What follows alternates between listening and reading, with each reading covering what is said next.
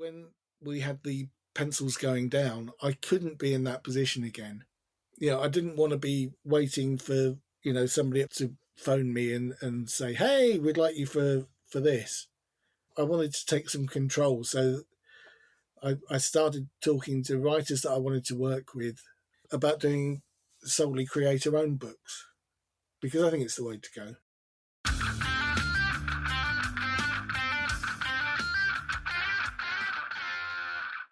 Hey, thanks for listening.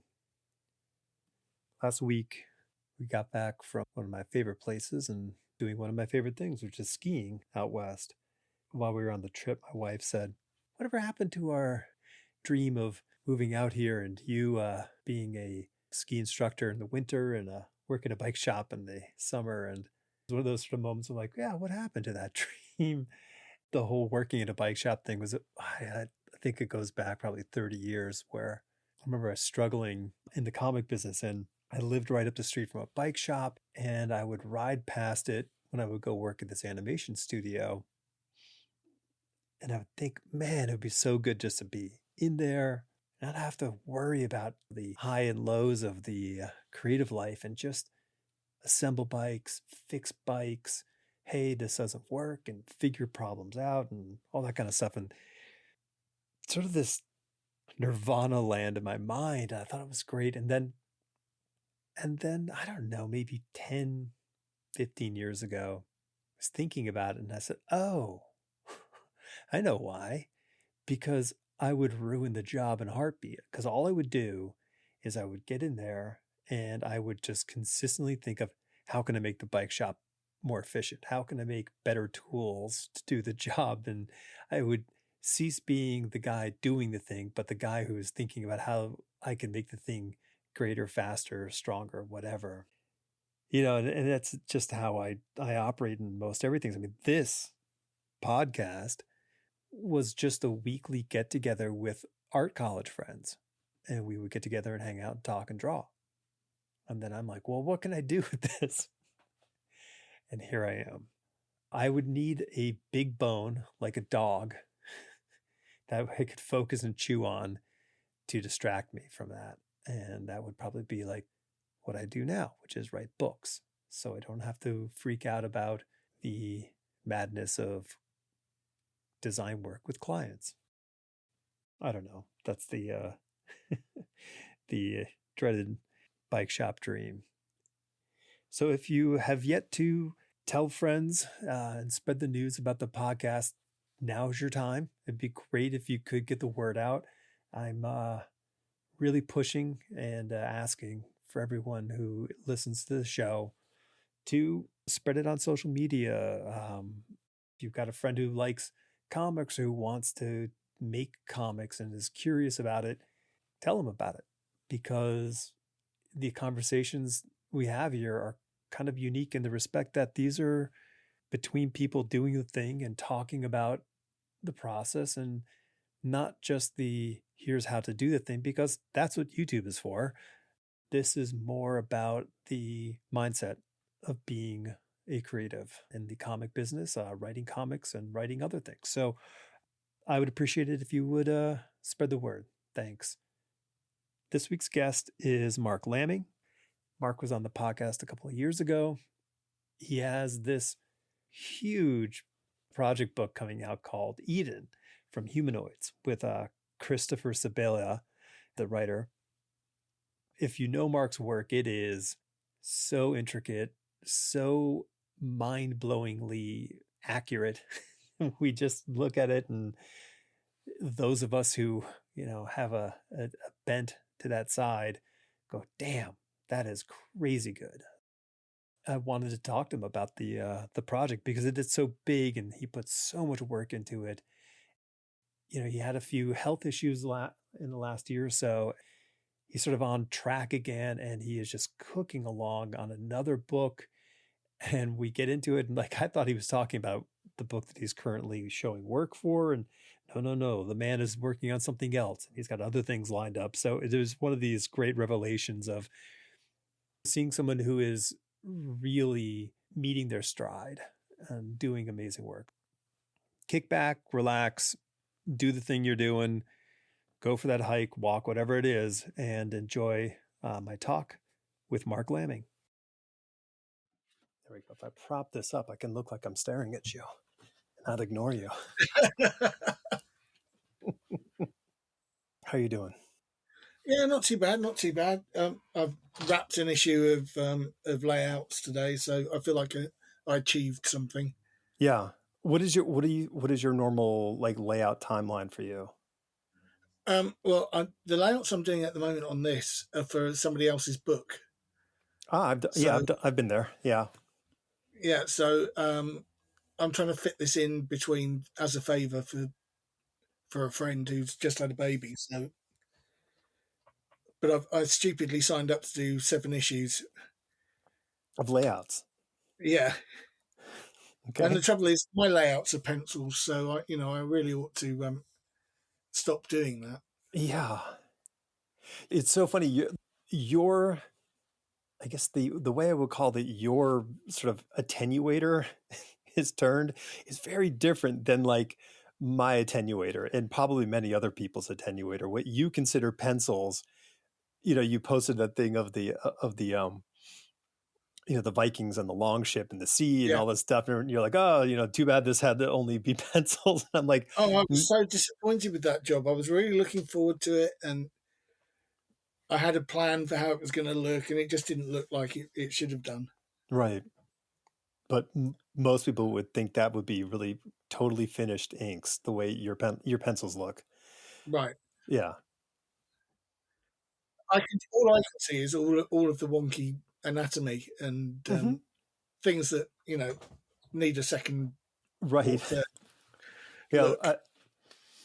It's so funny what we see in the things that we do, whatever it is. Like, and I mean, I think we only grant ourselves like what this like nanosecond of like, all right, and then it's right to the Yeah, like the absolutely. horrible stuff.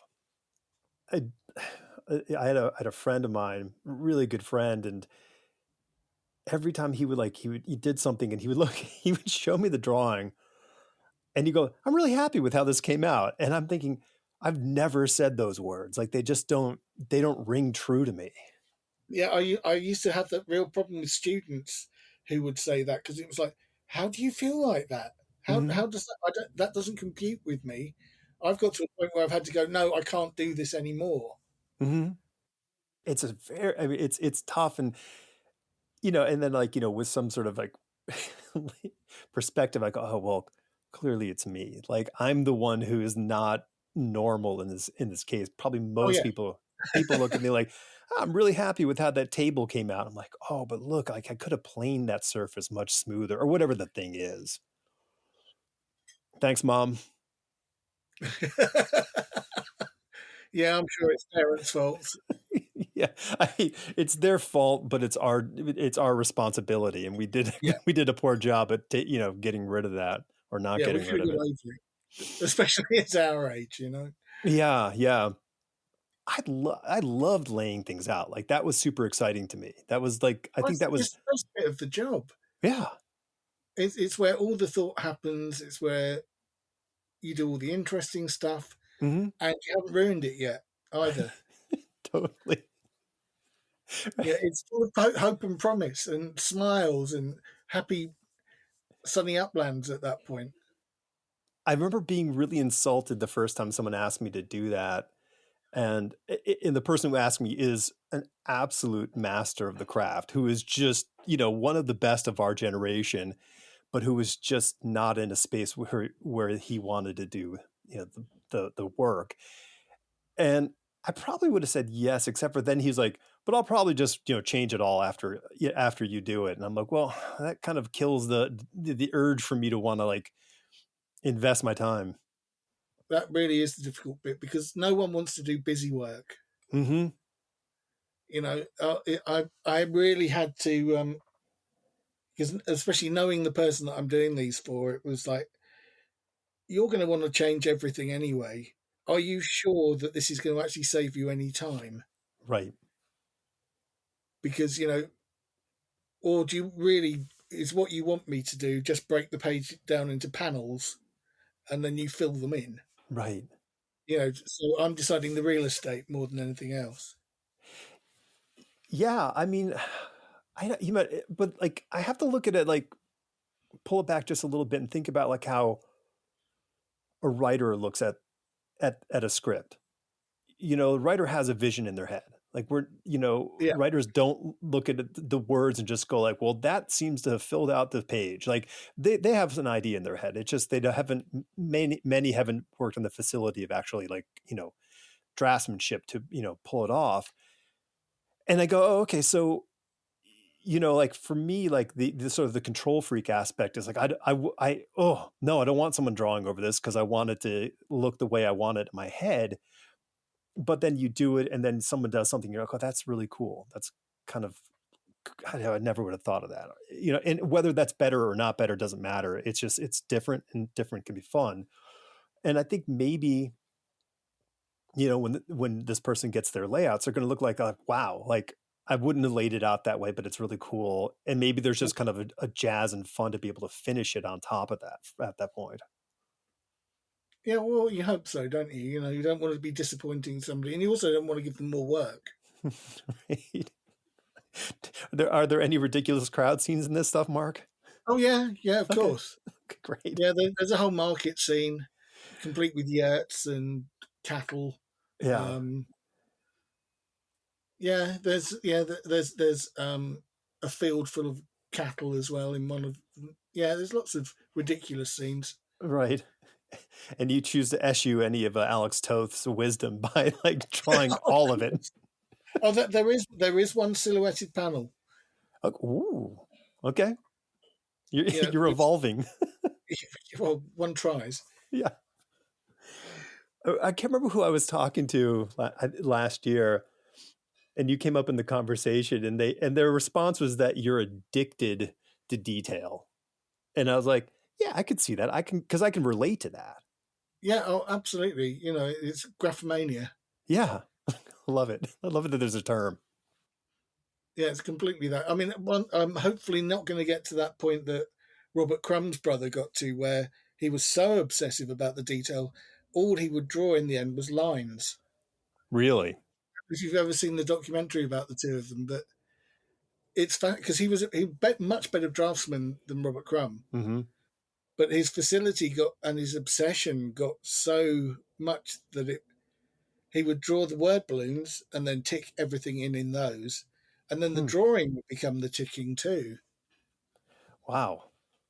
I'll have to check that out. Yeah, it's yeah, it was one of those things like I remember like I look at all these wonderful artists who like have a very stylized and linear approach to something or a graphic approach, and I go, oh, and I'm so envious, and I'll like try to soak up it, as much as I can, and then I'll grab a pencil, and then I'll just fucking ruin every bit of intention Yeah, and just, well, yeah, I mean, like clearly this belt pouch, there has to be a clasp, and the clasp has to have something that comes through from the belt, like, and I'm just thinking about all this structure in rather than just going, there's a shape for this.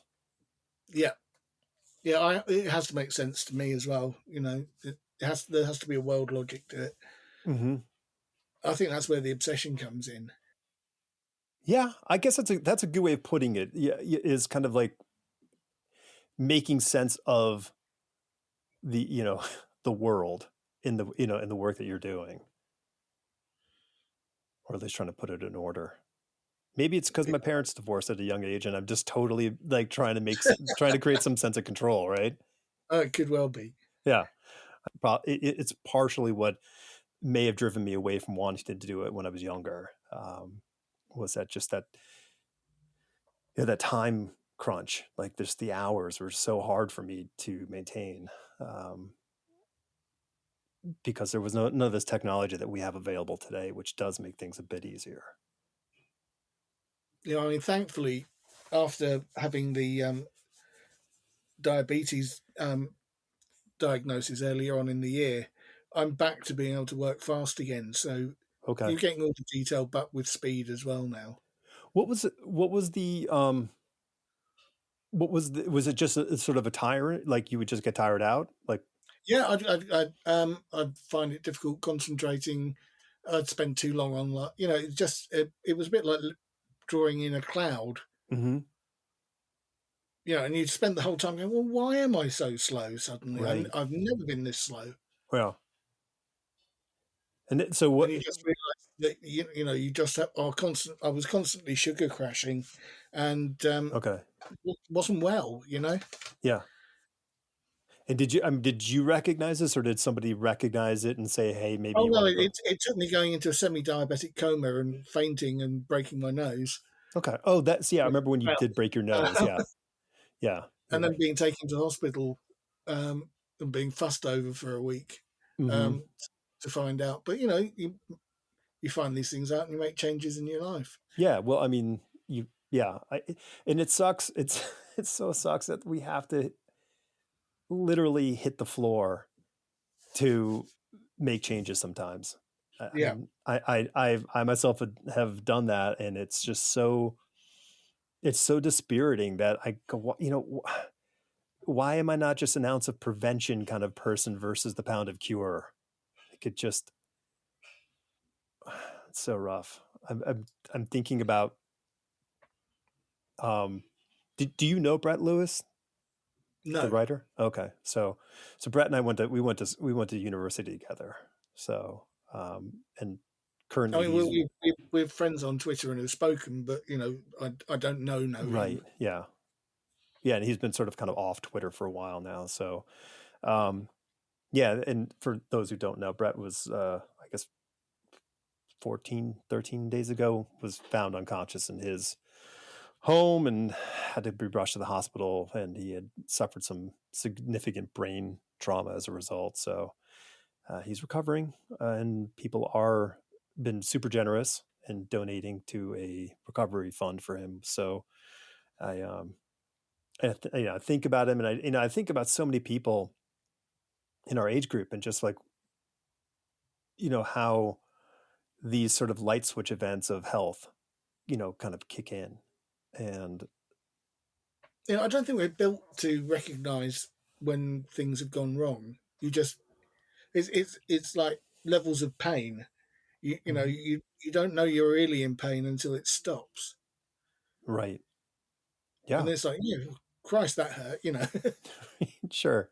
You endure and you endure. I broke my knee once, that my kneecap. Let's not be too crazy about it. And I was out in the woods doing stupid stuff, and I still stayed out in the woods doing stupid stuff for about an hour or so, and then called it a time. And I all I could think of is like I must have just torn the whole thing apart. Like I could. It was so painful, and yeah.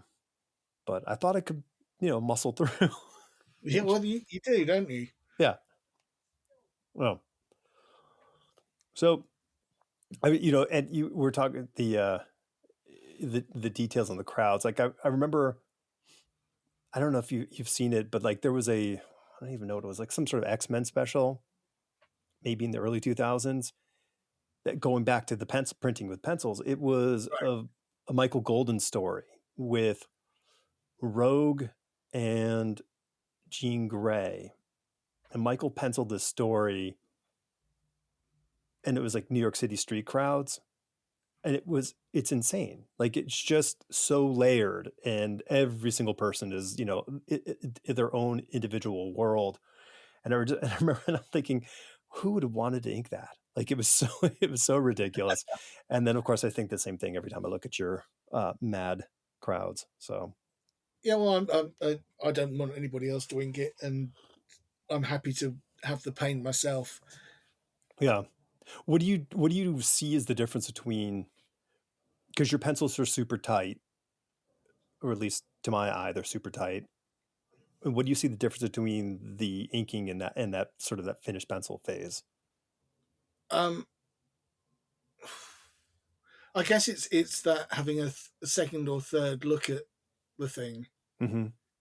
and having it, because there'll be bits where I know I'm just vamping rather than really getting it right. Mm-hmm. Which is the bit where you have to go right speed time now. So we'll just put in some eggs, and that's some people at the back of the crowd, Right. and that's great because at that, I know when I come to the inking, I'll just pencil in the faces and then ink them. Mm-hmm. I totally, yeah. I mean, I can relate to the vamping part. And I realized how insanely finished my pencils were when I was going to ink something. I just never.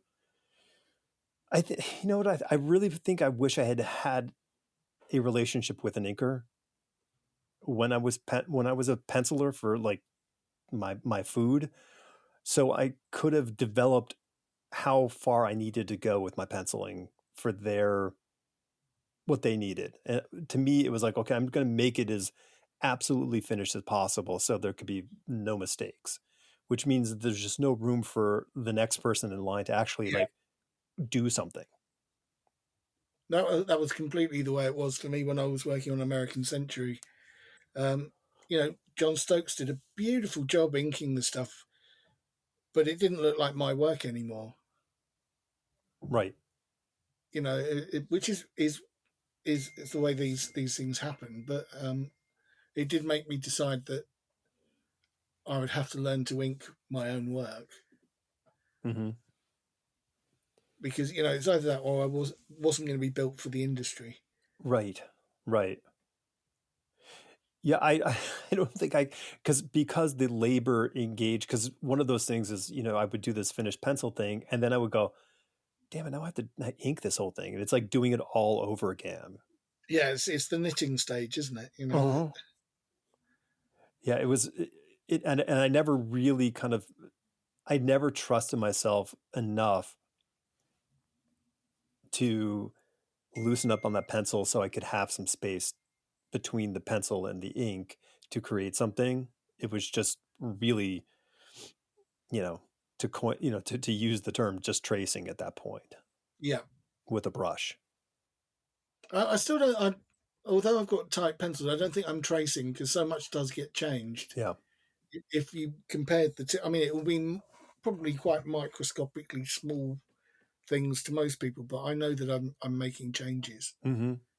And also, you at that point, because I'm working digitally, you can suddenly go, well, you you obviously don't need as much in that panel, and you can zoom in, or Mm-hmm. maybe I need to go further out because you realise that you've just done a page of nothing but mid shots.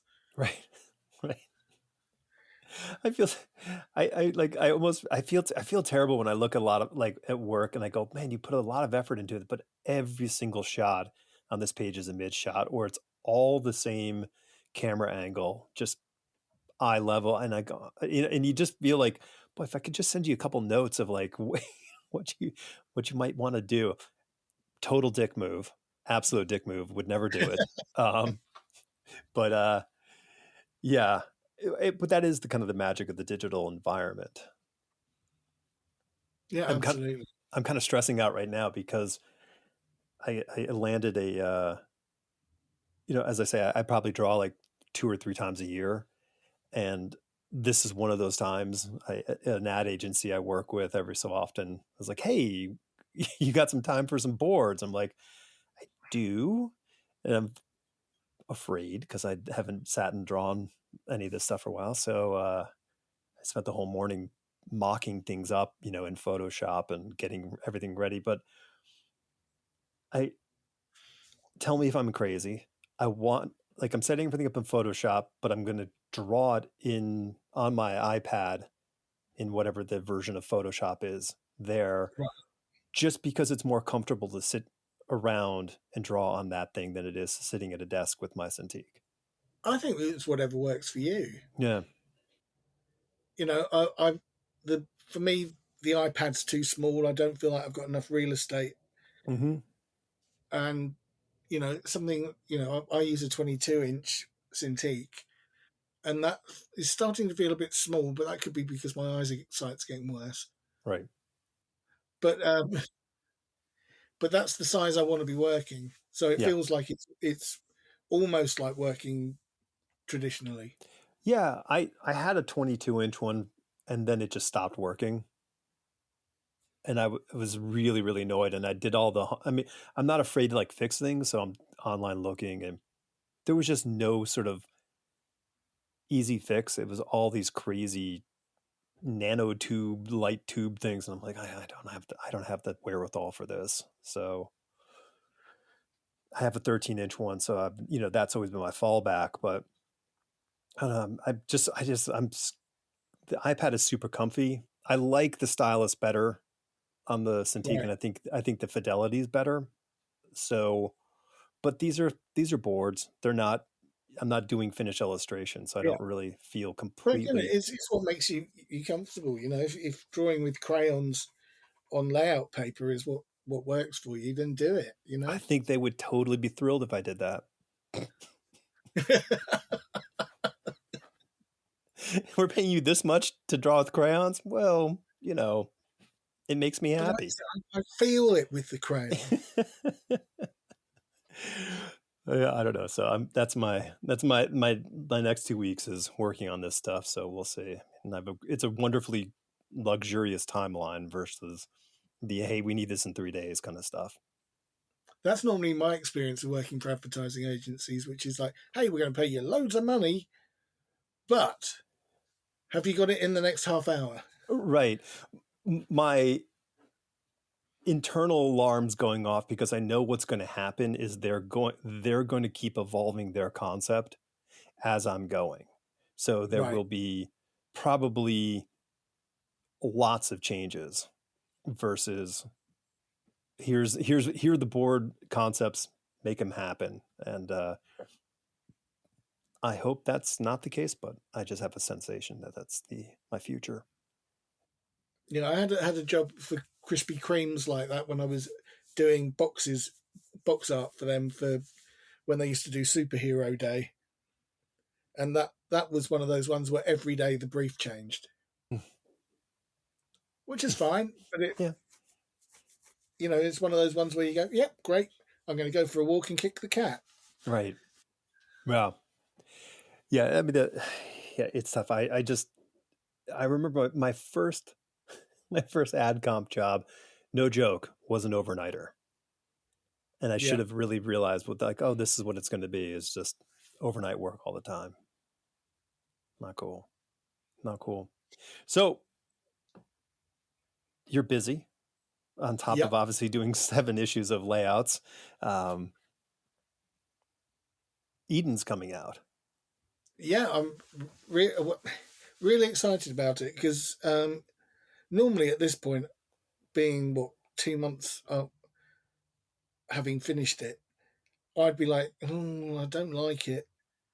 There's too many things wrong with it. Whereas I think because it's a body of work rather than one issue or a couple of issues, and it like I say, it's a complete story. I can be a bit more forgiving with myself with it. Yeah. But I think it's consistent. I think the work's pretty good, and I think I've created a world.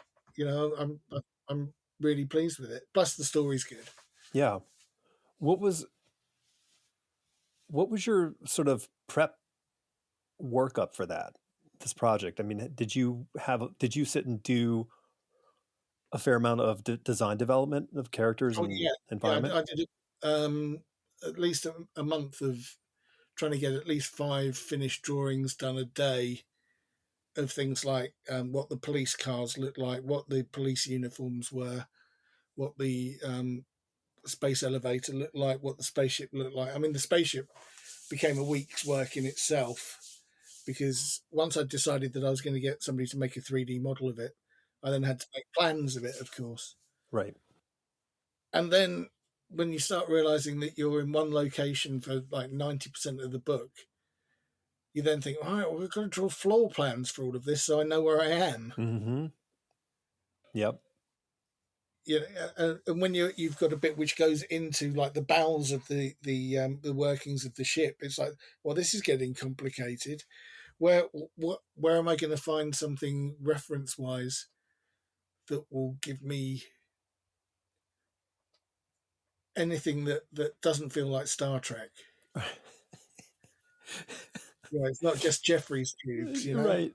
you know, bless Star Trek and curse Star Trek at the same time, because boy, is it hard to not anything seem derivative of Star Trek in some fashion. Yeah, And they've sort of planted a giant flag, and we're all like in the umbra of that shadow. absolutely. Yeah, so I mean, I looked at lots of things like interiors of submarines and that sort of thing, and um, yeah, watched Interstellar quite a lot because the spaceship in that's really well designed. Mm-hmm. Um, in terms of what the way the interior works, because there's a logic to like everything. Yeah, unlike Alien, which is very well conceived, but the interior of the ship, there's a lot of what I would say is wasted space. You know, whereas in what was amazing about Interstellar was every bit of the wall was had something in it, or it was a way of storing something. You where are you going to put it otherwise? You don't just have like a huge cargo hold. Right. I love how you're thinking like in the $150 million budget with your graphic novel. Like that's Yeah, of course. I love it. I love it because it's just this, because I mean, what makes me think about like, Star Trek, even though like there were all these plan books, like I owned the Star Trek blueprint, like manual thing, and I Yeah, loved it. But that was all, most of that was done after the fact. I mean, they designed a ship and they're like, okay, well, where's the bridge going to be? Okay, well, here, that looks like a good spot, and everything else just kind of got, put in there. Um, yeah. I mean, I've still no idea how the Enterprise really works. no, no. But I mean, but it's like backseat concepting. You know how like Yeah, I think that's all. That's like it's like a revision draft. You outline a thing, or you do that first draft, or whatever it is, or that sketch, and you're like, oh, okay, that looks good. But then you got to make it like actually legitimate. Like, how do I make this thing something? yeah. Oh, absolutely. I mean, that is one of the things that Lucas managed to get right with the Star Wars films was the things like the interior of the Falcon works, Mm-hmm.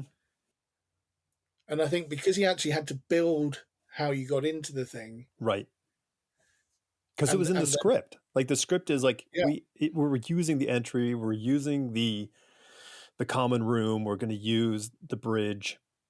There's a whole bunch of stuff, and I kind of feel like it might also have to do, not to mention that I think that he is pretty spectrumy, like as an oh yeah, no, individual. he's I think 100% he is. Yeah, but I also think it is his interest in the hot rod car world that I think like things are a thing, like to him, like, hey, Yeah, we're gonna make a spaceship, like it's got to be a spaceship in some fashion. Like if we could invent these drives and all the technology, it would all work. yeah. I mean, that was what was amazing about the X-wing when you first see that, because it's a fighter plane, Mm-hmm. you know, mixed with a funny car, you know. Yeah, yeah. Oh, sure. The dragster. Like it's a drag. Yeah, It's totally a dragster. Um, man, that sensation of seeing that movie the first time, it still like resonates in me. Like I don't. That feeling is still like just humming. yeah, absolutely. Same here. I mean, it's my go-to. I need some inspiration movie. Mm-hmm. Yeah, because in terms of look and feel, I mean, I And don't think I've sound. ever. Yeah, I mean, Planet of the Apes maybe comes close, Right. but it's an easier prospect. Sure. Sure. Well, yeah, because I mean, it is terrestrial by and large. This other one is like, no, there's all this stuff out there. You're Yeah, like, and it's, I mean, the TIE fighters blew my mind. Like, blew my mind. The sound? yeah, because well, and we've never seen a ship that looked like that. No, no, It wasn't a rocket, you know. no, right. It was completely different. And it was so, I mean, the Death Star was original. Like, all that stuff it was so completely visual and arresting that, when you're 9, it's like, Yeah, it was. It's the most incredible thing ever. yeah, I mean, just the bit where the blockade runner comes in at the beginning, and you think, my God, that's a big model, And yep, then, of course, then you start seeing the Star Destroyer, which goes on and on and on and on. yeah. I'm convinced it actually came in above my head, you know, when I saw it at the movies. Oh, sure. Like you almost kind of probably we all kind of crunch down in our seat a bit because this thing is looming over us.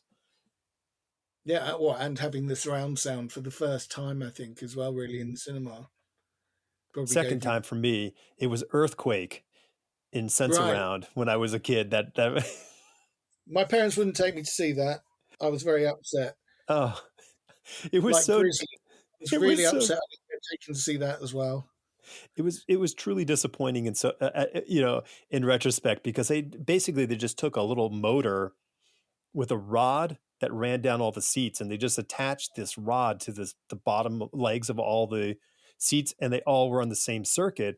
And whenever the earthquake happened, somebody pushed a button, and they all just shook your seat a little. Right.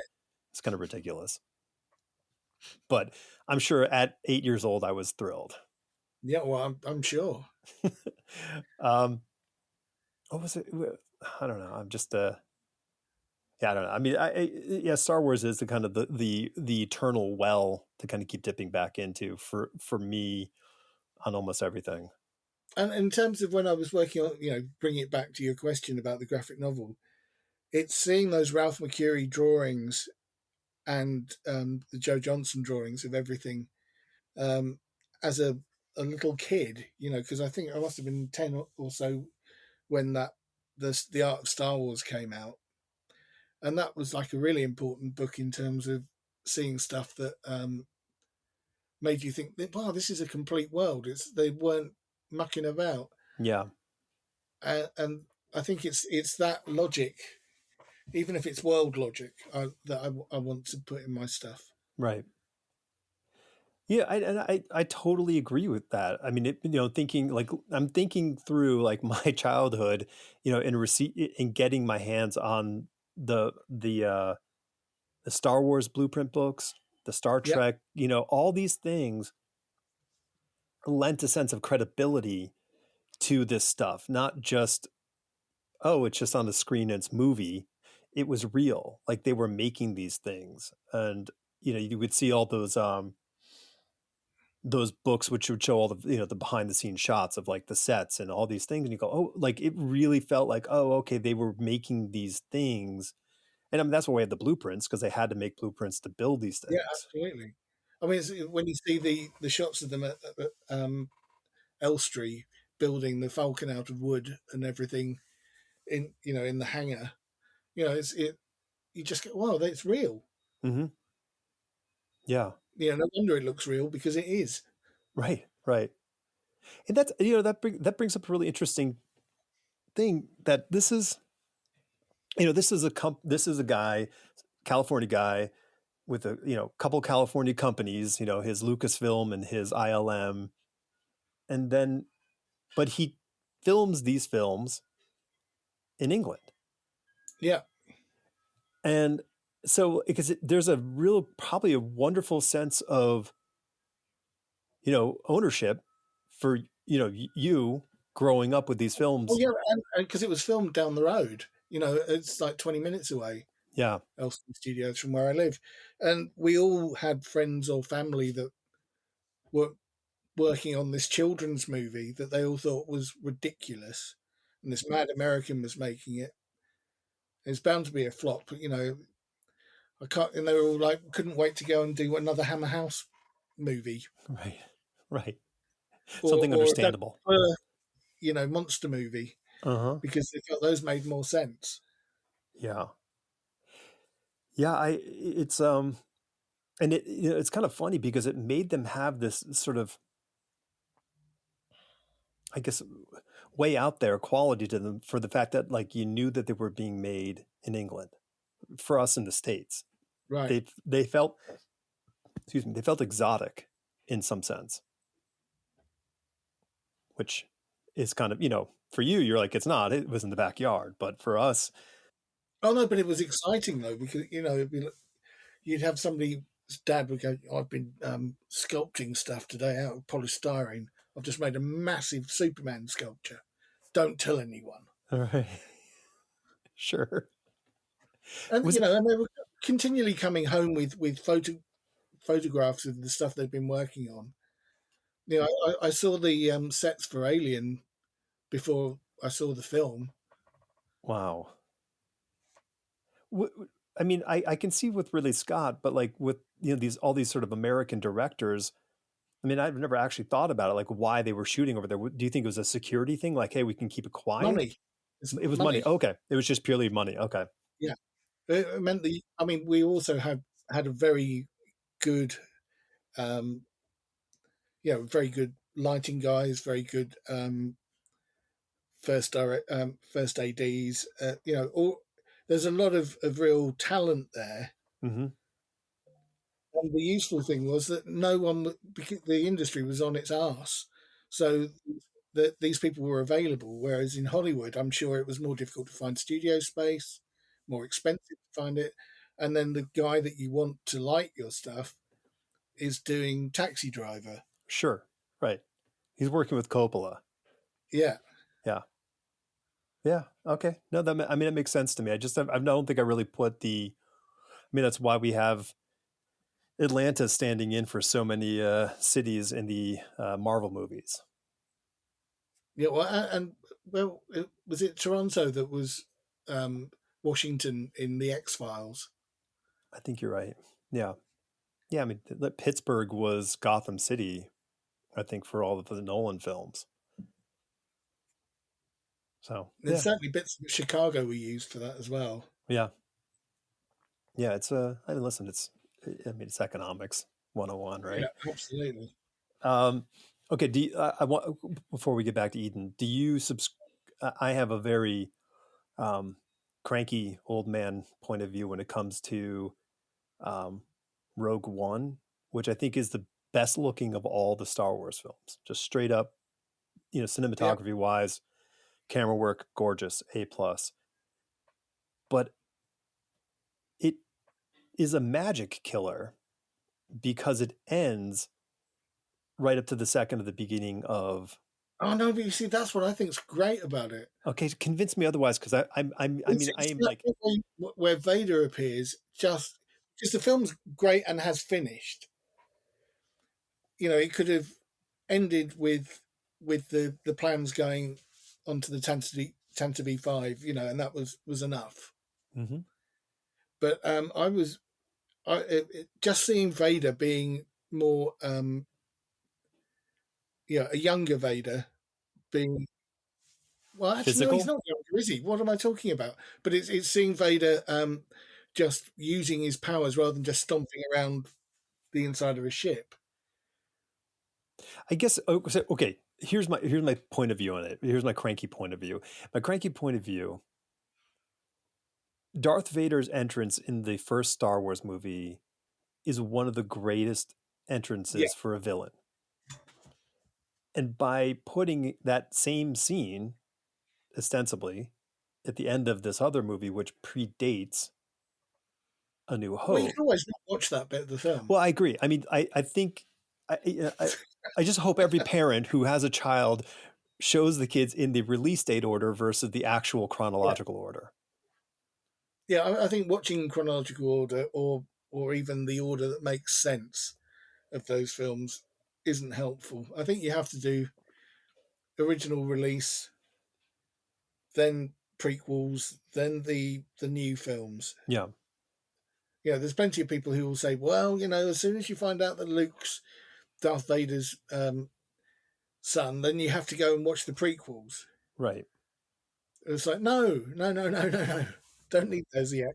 I guess there is partially, I'm thinking about, like, because I'm battling the 9-year-old in myself and the storyteller in myself. And the other fact is that, I've been sort of anti the fact, like, well, if you watch the prequels and that, Darth Vader is Luke Skywalker's father, and boy, that really ruins this big, huge thing. But It actually doesn't, if you think about it, because how many books have you read, or movies that you've watched, where the bad guy knows something that the good guy doesn't, Yeah. and you're still rooting for the good guy. You're still on board with the good guy, and you feel worse for the good guy because they don't even know. Yeah, well, it doesn't make Vader any more sympathetic, really. No. It was still a stupid thing that he did. Hmm. So now we're comparing Eden, that it's on par with Star Wars. No, no, no, we're not doing that at all. um, I'm not gonna spend 30 odd years, fanficking myself with Star Wars stuff right. for Eden. But maybe in 30 years you can redraw sections of Eden that you didn't like. Oh yeah, probably. Yeah. What was it? I saw. There'll be that one character I missed out that should be in there. Mm-hmm. Mm-hmm. Right. This will make it better. Um, Yeah, so I mean, but like a month of prep work for a project is a lot. That's a huge amount in the yeah. comic world. And was that something that was baked into the schedule, or something you carved out? No, I carved it out. I finished the book I was working on and said, look, if we're going to do this, we need to do it properly. I wanted there to be a real logic to everything from street clothes to what was worn on the spaceship to um, I designed a whole load of posters that Eden Core have all over the place. Um, there's all sorts of things like that, down to company logos, um, company ties even. Yeah. But it's because I then know that there's some internal logic going on. Mm-hmm. Well, it's this consistency thing. I was talking to a young writer who I've read their latest comic that hasn't come out yet, and it's exciting to for someone who's young and seeing what they're seeing how they sort of view the world and what they're doing. And this is a writer, but I kind of imparted some idea about like the visual story. They had this whole scene which goes into this sort of HQ complex, and I said it doesn't feel any different than the rest of the book. And it should feel different. It should feel that there's a homogenous design behind all this. Like there should be uniforms and iconography that's throughout the whole place, that as the reader, we go, oh, this is different and special. Like we need to know that, so that every time you go there in your story, you, the reader, will go, oh, I know where I am. I know what's going on. Yeah, well, and the same worked for all the bits which are set in Paris. I wanted to make sure that the journey that they have from the break-in at the beginning to where they live is actually a journey you can do. Right. I mean, that sounds terribly anal, but it just made it work for me that I knew it was going to be the right tube station, and there was a municipal gardens nearby where they could have the screens which were showing the adverts for the lottery and all that kind of stuff.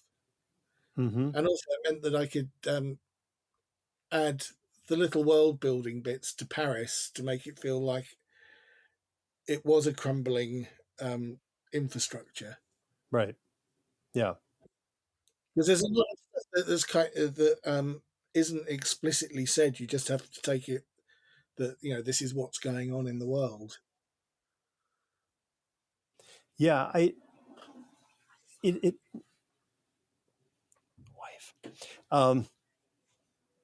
It's an interesting thing, like how you were able to incorporate the sense of a living arrondissement of Paris, but then you added an entire layer of detritus and sort of life, sort of, or I should say a lack of life, in a sense, like the sort of hope in life has been pulled away from the people who live there. yeah. So I mean, it was really useful being able to get some good reference of like some of the more slummy areas of Paris and look at the way that is now, and then translate that onto some of the nicer areas, closer to the center of Paris. You didn't go for a 2 week trip to Paris just to get some reference? No, because I would have just spent all the time in the comic shops.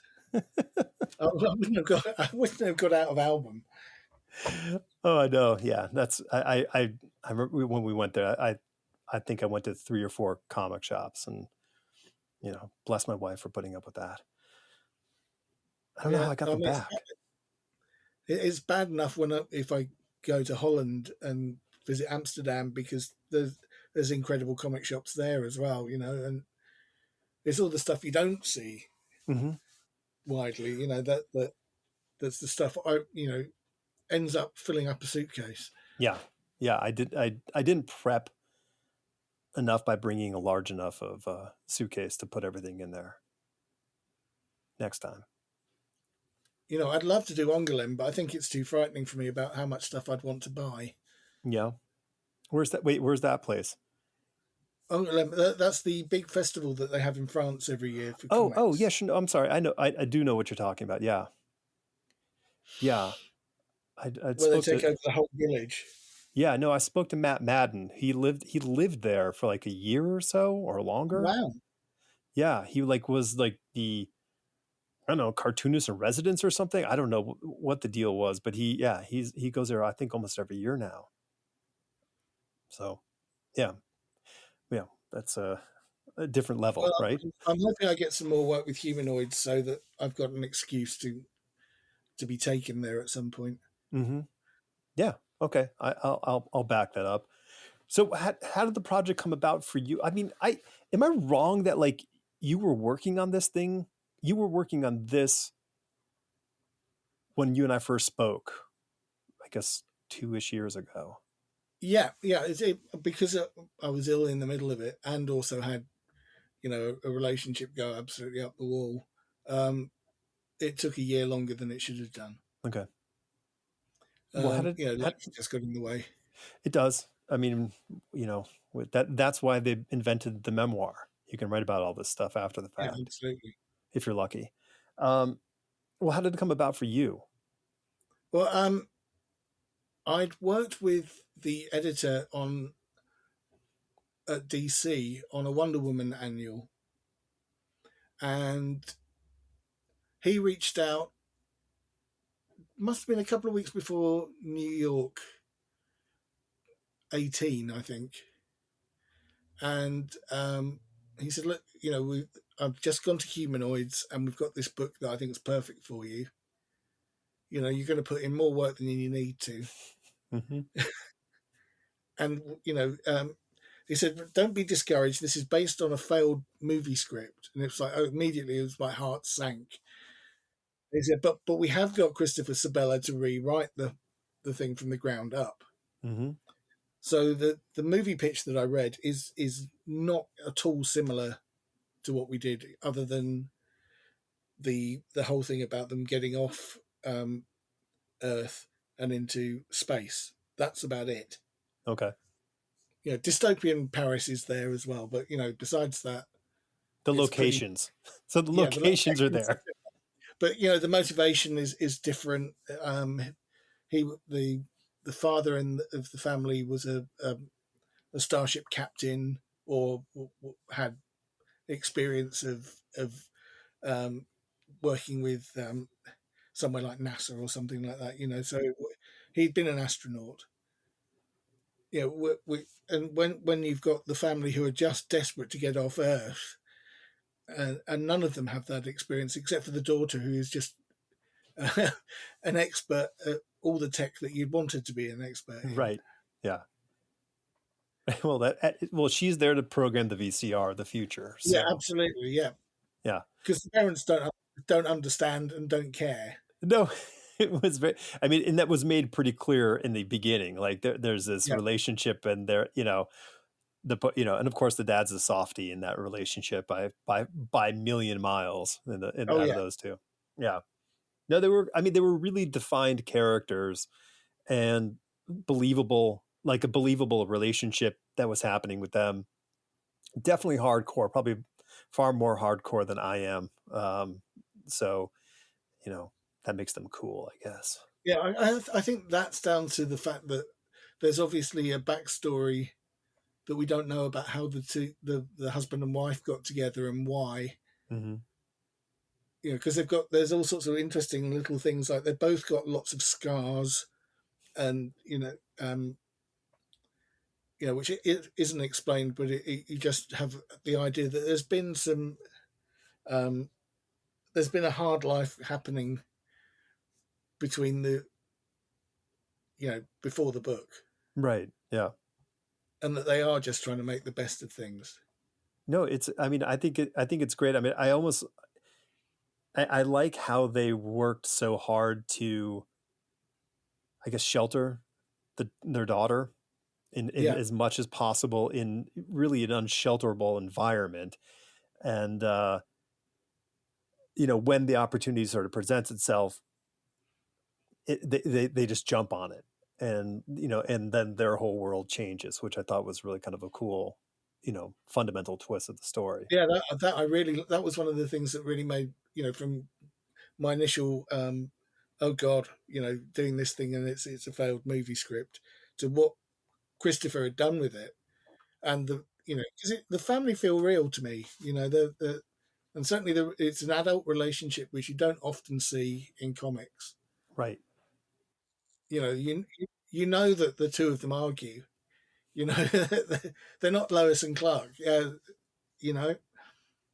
Yeah, there was, and they did. I mean, there wasn't this sort of, it wasn't this well-oiled thing where it was just constantly one person does a thing that supports the other person as they move their way through the story. There's a lot of questioning why are you doing that? And I Yeah, think that was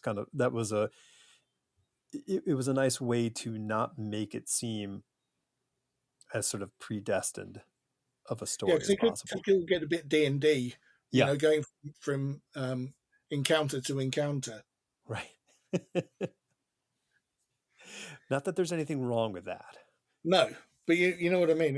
Which is, again, I think Chris wrote a really, oh God, I hate to say mature, but it felt like it didn't feel like I was being talked down to as I was reading the script or adapting it. Right.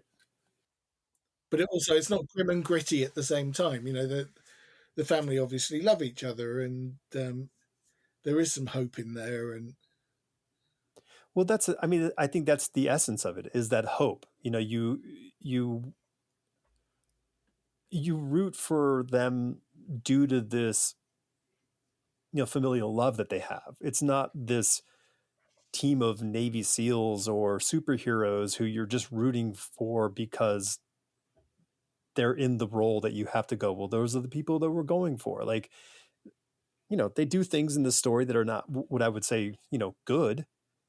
yeah, well, yeah, I mean they're not good people. Right. Right. Right. Well, no, I I think mean, it's great. just how they get up to space in the first place is very Totally. suspect. Yeah. Yeah. Yeah. Absolutely. And it's, it's played against the sort of the actions. So you like, it's balanced out in a moral aspect, which, because if the conditions weren't there, then they would be, first off, they'd be pretty screwed. But it's also, what do who, it's hard to root for them at that point. Yeah, Yeah. And this was your first time working with Chris? yeah. Chris, I got to know his work from a book he did called, oh God, it's going to completely not go further than my High Crimes, which is a fantastic book, which was, I think, originally a web comic, and it's about a series of murders that take place on Everest. Hmm. That's cool. Yeah, and he's got, he does great research, and the way he found out that people's bodies are identified on Everest is that their hands get, if they die on Everest, you can't take the whole body back down, so they will chop off a hand, because you can identify that with Fingerprint. yeah. So that gives you some of the premise of the book anyway, without ruining it for you, because it's a really good crime novel, but highly recommended. Yeah, that's yeah. I love Chris's work, and yeah, it's very cool. It's cool that you get to work with them, and Yeah, like I say, I read that book maybe 10 years ago, and I'd wanted to work with him since I read it. mhm. So when that came up, it was like, well, yeah, of course I'm going to do this job. Right. Well, how long was it between the sort of hey, this is a failed movie pitch to your seeing reading his Right, it script? was going to be a year. Hmm. They weren't quite ready to take it on, but thankfully COVID happened. I lost. I was supposed to be doing a Star Wars book over at Marvel, which was going to be the big lead into the big event that they were doing that year, and I would have been like the main artist on it. And then of course pencils went down, Hmm. and it was like, oh yeah, well, we're not actually going to use anybody except for people that are exclusive with us for this period. And I had another job lined up at Valiant, and that also went pencils down. So I was just crapping myself about the fact that I had no work for the foreseeable future. So I dropped Robert Humanoids a line and said, I can start now. That's good. Yeah. And thankfully he went, yeah, great. Oh, good. Oh, that's amazing. Yeah. Yeah, I mean, it was yeah. Well, listen, we all went through it, and it was horrible to actually have nothing to do. It was a real question mark of futurism. Um, Yeah. I don't know if I'd have got through it without having something to do, because it was just, it's amazing how much your self esteem is built around working. mhm. Oh, for sure. There's this. Yeah, I mean, and it's funny. It's not the question. You couldn't spend and fill your time with things to do. Like that's Yeah. not in doubt. But it's being this, productive member of society, which does actually play into the fact of like, okay, like I'm not a complete waste of, Yeah. space for people. 16-year-old me would not recognize me now. Right. Yeah. No. Yeah, Yeah. for He'd sure. wonder who I've turned into. Right. Sellout. You're a big sellout. Yeah. Well, speaking of your 16-year-old self, music, it's back in your Yeah. life. Um, and I kind of wanted to talk about that with you because I am not a musician. I play guitar and I sing and I enjoy it thoroughly. It's like it is my relief valve of life. But I have friends who are musicians and how important creating music is to them and how like so like is it was it part of like your I guess healing process to re-engage with music? It could have been because it was one of the things that I found very difficult about my ex was that she had no interest in listening to anything that I'd you know written or music that I'd done or anything like that. So it was kind of that thing. Well, maybe it's rubbish. So it's you go away and listen to it, and then come out. No, no, we were good. Mm-hmm. And the various bands I was in, and the songwriting stuff I'd done. It was you know definitely of a quality. And I'm obviously very hard on myself about stuff. So if it sounded crap, it would be crap.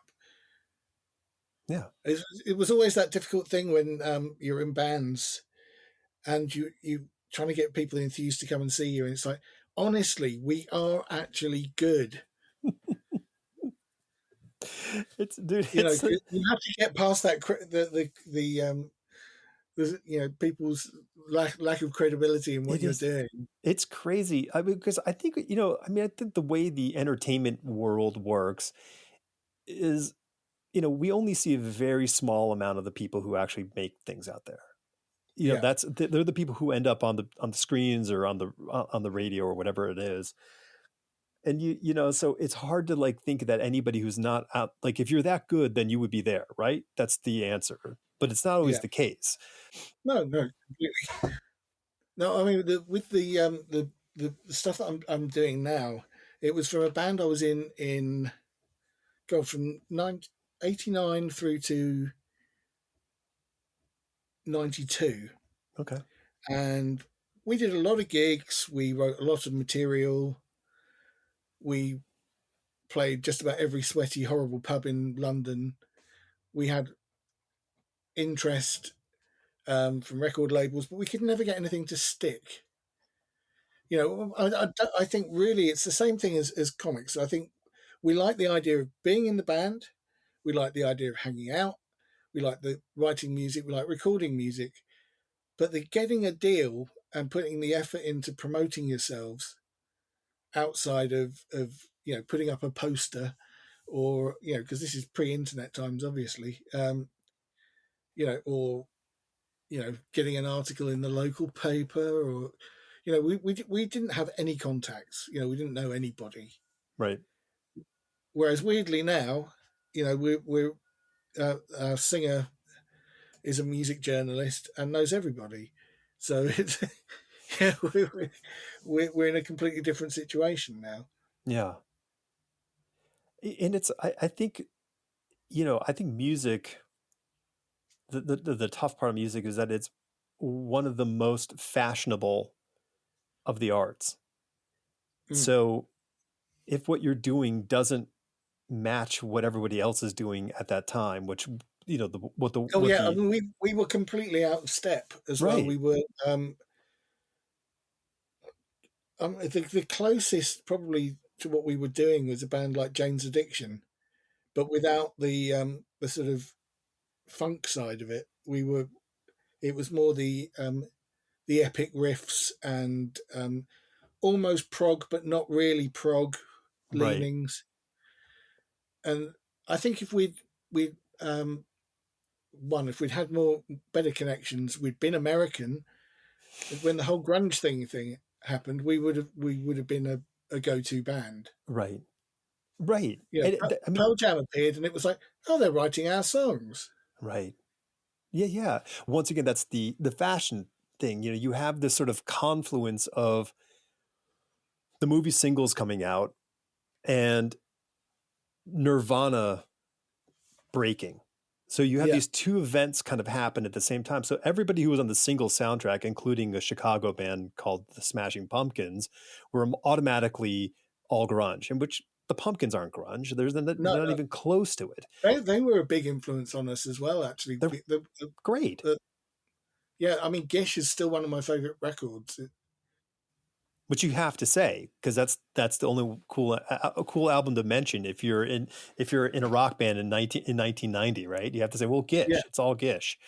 Um, yeah, so I mean, it's a fashion thing, and so bear with me. I'm a man of full of theories. So I have this theory about why England produced so many amazing guitar players in a very short period of time. Now, the spotlight gets turned to England because the Beatles break it open for everybody. And so the world's looking at England for answers when it comes to music. And they had answers. They had, the Rolling Stones, they had the Kinks, they had the Who, they had Led Zeppelin. I mean, so there wasn't an absence. And but my theory is because the country, not only is it an island, it's not huge. And yeah, so you are like atoms or molecules of water bouncing around and rubbing up against one another. So the contact patch between, someone from, Manchester and someone from London, while they're not next door to each other, there's still enough sort of space to say like, oh, well, those are the people. Like I gotta outdo Rory Gallagher. I know he's not from Manchester, but yeah. the point being is that you had this contact happening. So you would have Clapton and he was influencing, by pressure, another player and another player. And these people were all outdoing one another. And then if you put that same level of talent in the US, they're spread out over thousands of miles. So Mm. you hardly know who's playing what where. And you know, local scenes don't really translate either, except for with the possible exception of Seattle. Mm-hmm. You know, you think about all those Chicago punk bands or the New York and Washington punk bands; they didn't Right. really know each other. Only when they toured and Yeah, through having that zine world, they didn't really, yeah, because there was no network outside of the hand printed stuff. you know, and so yeah, I think you're right because I probably paid more attention to what the stuff that was coming out of Manchester because I love Joy Division and the Chameleons and Stone the Roses, Smiths. right? Yeah, and they were again like a big breath of fresh air, Dude, they were amazing. and launched 1,000 terrible bands with that funky drummer um, backing. Yeah. You know, thank God Suede stopped doing it because you know they sounded like that to start with. Yeah. But we had our moment of writing horrible baggy songs, Yeah. you know, because we thought that would be what would um, get us some attention. And you go down these little alleyways of getting distracted, and then you realise that you know you're not doing anything useful for anybody by copying something. Mm-hmm. You know, it's not good for you. It's not no people will just come and see you and think, well, that sounds like that, but Sure. worse. Yeah. Oh, I mean, listen, I'll admit it. I had the worst first reaction to hearing Pearl Jam live. That was the first time I ever heard them was live. They opened up for the Red Hot Chili Peppers, and they were the first or second opening act. It was the Pumpkins, and it was Pearl Jam, and then it Yeah, was the Peppers. And oh, I can't believe I just said that. The Red Hot Chili Peppers. And I was like, who is this Jim Morrison sounding person? Like I didn't hear what they were doing. I just heard this sort of this baritone voice, and I was like, oh well, I'm here to hear super high charged funk. That's what I was there to yeah. listen to. Too bad it was completely slowed down with heroin, so it really wasn't that high charge that night. Um, but yeah, I mean, you're right. It happened in Seattle. Like that guitar thing, even though it wasn't a guitar, virtuosity issue, it was the sound thing happened in Seattle. Mm. And, it happened, in the New York City punk scene. It happened in the LA punk scene, like these areas. And then I think even in the comic books, that New York, that 90s, the 70s New York comic book creator scene, when, because kind of Barry Smith kind of moved into that scene in New York Yeah, and, absolutely. and brought a I hell mean, of a lot. he was the Eric Clapton of you know super tasteful, you know. Yeah, he's Eric Clapton, Robert Plant rolled up in one, And then you got Chaikin and Miller wandering around being you know the Stooges.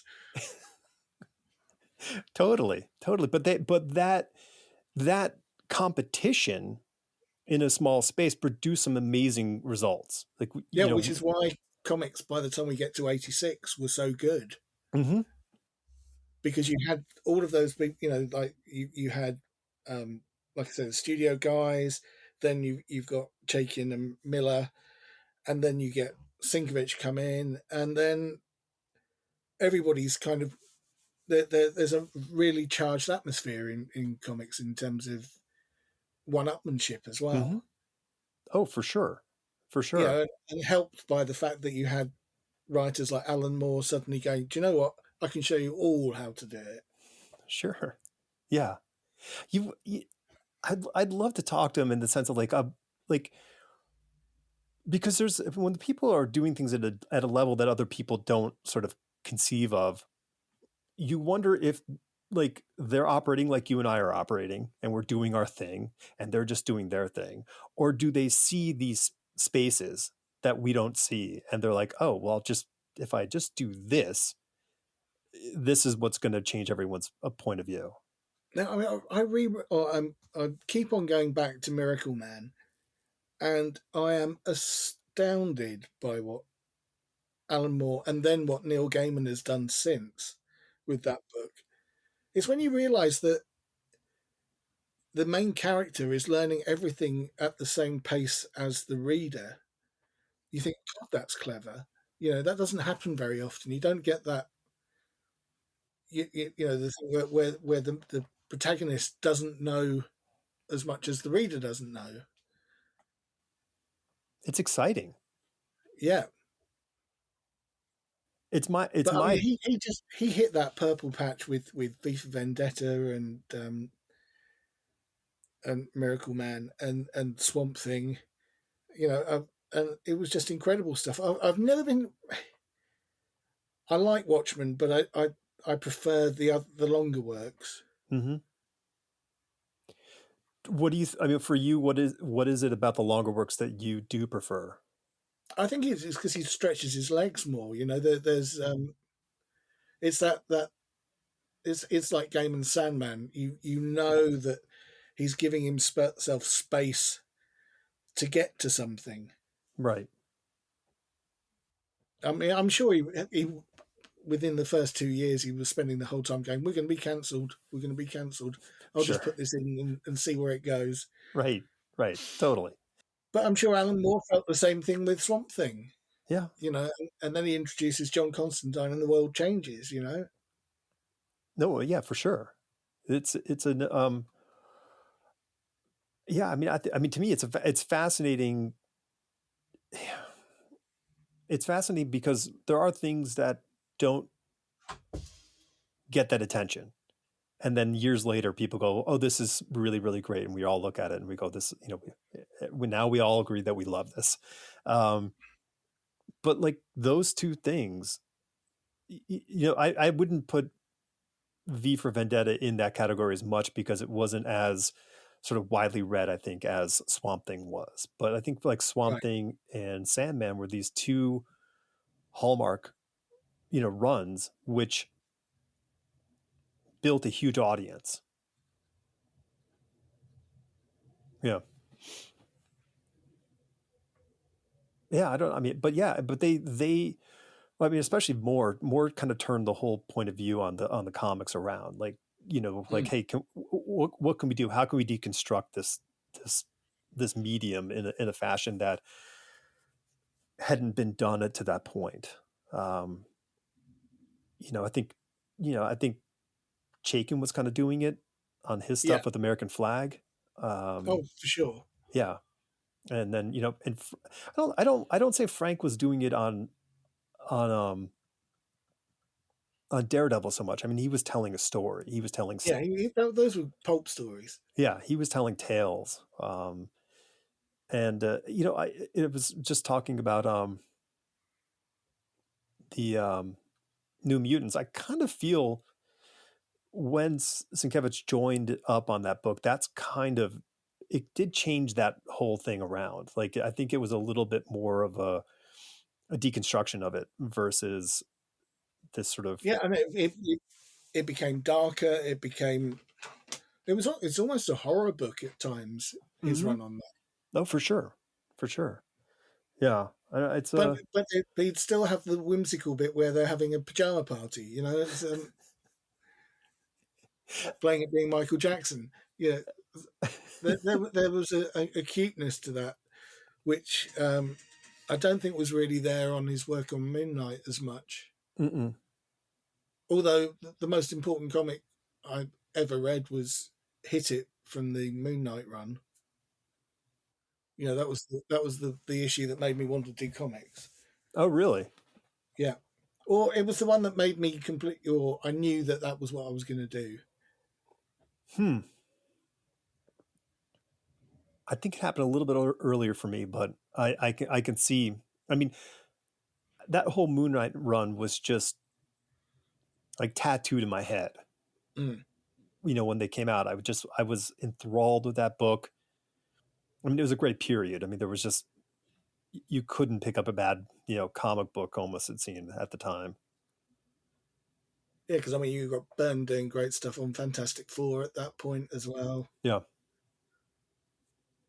yeah. It was a And pretty all those, there were some great indies, of course, as well. So you got Rocketeer, you had, Gru, which was great. dude. I love that. I love Gru. I can't. I think Billy Hines had posted a picture of he bought a Gru thing or something this last weekend, and I'm like, I loved Gru. Loved Gru. Yeah.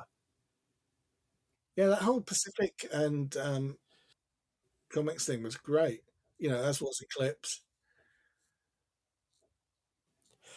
I didn't Yeah, really. I think because I was at college when Kamiko happened, I didn't really see that until after the fact. So I didn't really know about Grendel until afterwards.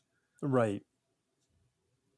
So it was kind of, Kamiko was dead in the ground, and I was finding these things in the comic shop I worked in. It's like, oh, this is interesting. Yeah. Yeah, I think yeah. First, all those companies were just kind of that '80s sort of indie run. They were, and it's interesting because they weren't what I would call indie comic books as we call indie comic books now. Yeah, It felt like they were by and large people who would be working for Marvel or DC at the time, but wanting to do something different. And often it was something sort of superhero adjacent. It wasn't so very much, hey, I'm going to create a completely literary based comic book, and they weren't really kind of pressing the form far too much. I think Chaykin, yes, I'd still say Chaykin's American flag pushed the form in a lot of ways on the design end, yeah, absolutely. um but yeah, I mean it was a kind of a cool, it was a great time because it was it was also safety, it was safe, it was safe to buy an independent comic book. It wasn't too, it didn't feel very underground. They weren't very underground. No, Yeah. For us straight and blokes. there was something slightly edgy about Grimjack, even, Mm-hmm. which was kind of cool. And, Yeah. and there was also that thing. I mean, Tim Truman became a completely different artist, but when he started on Grimjack, there was something about that had that sort of fanzine feel that Mm-hmm. made me feel like that was attainable as well. So I became quite a big fan of his.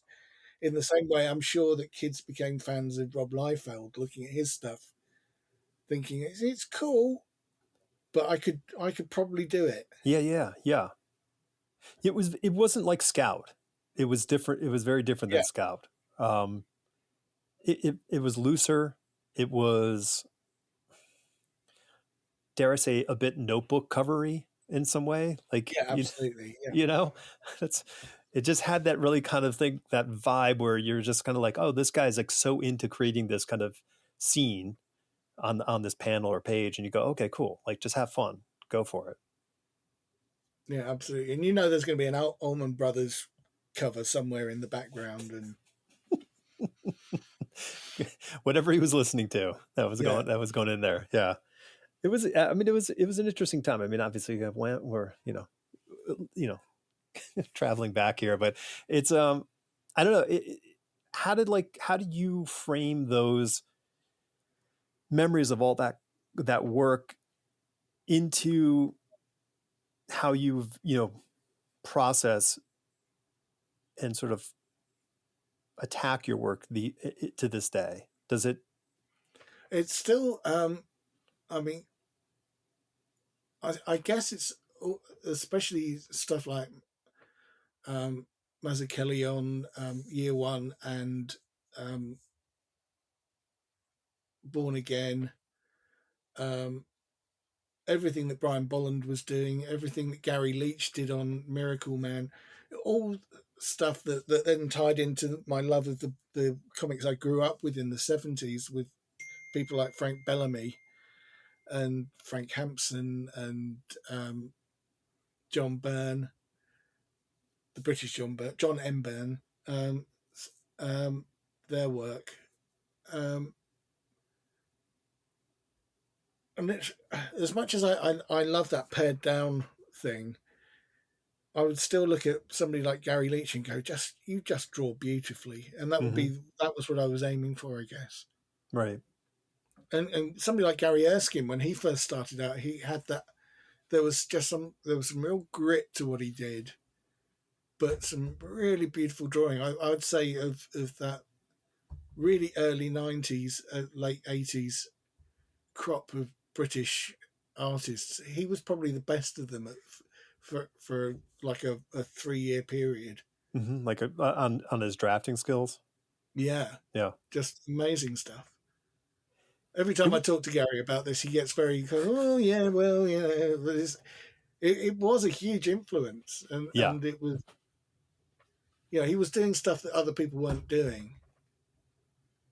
It But then, was of course, then there was also I got distracted by the painted stuff that Bill Sinkovich and Dave McKean were doing, and mhm, wanted to ape that. But again, sure. that's a bit like trying to be in a Stone Roses band when you shouldn't be. Right. Yeah. I mean, how many of us in the '80s, you know, pulled out the, whatever paints we had because it was mixed media, and just, yeah, this John J. Muth or Kent Williams thing, or, I Oh could, God, John J. Muth is so good. yeah, His Dracula book is still a favourite of mine, yeah, and Moon Shadow is great. it's beautiful. It might be one of the prettiest books ever. Yeah, Yeah. and being a Japan fan, of course, as soon as the character became David Sylvian halfway through, it was like, this is wonderful.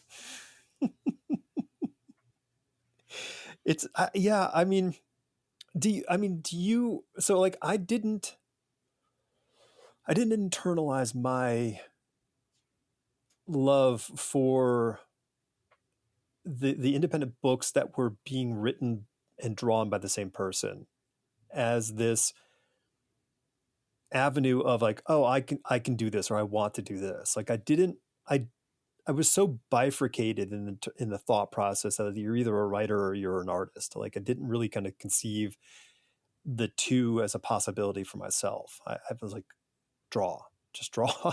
Yeah, no, I knew that I wasn't going to be a strong enough storyteller past being able to adapt other people's work, um, because I'd never I could I'd be the kid with a good idea, but ideas mean shit really if you Mhm. can't follow it through. So whereas with the art, I could get to an end. Yeah. Did you? Was there sort of an effort, or is this sort of an internalization? Well, a mixture of both. I did a whole load of comics when I was at school that were fanzine based, which were half of it was role playing stuff, and the rest of it was comic strips I'd drawn. Sure. So bad D&D stuff basically. Yeah. I got to tell you, man, I think, the decades of playing D&D were so helpful when it comes to writing for me, because, Right. those moments when the DM throws you in a situation that is outside of what the normal path was. And it's not a matter of like rolling a 20-sider to see if you hit them with your broadsword. It's a matter of like, how do I role play my way out of this? How do we get out of this without having to, like, Mm. draw a gun kind of scenario? And those always felt way. I mean, listen, those were successful. I mean, like rolling a critical hit on you with the die, you didn't do anything. Like, you No. just, you drop something, and that happened to be the right, you know, series of chaos that landed.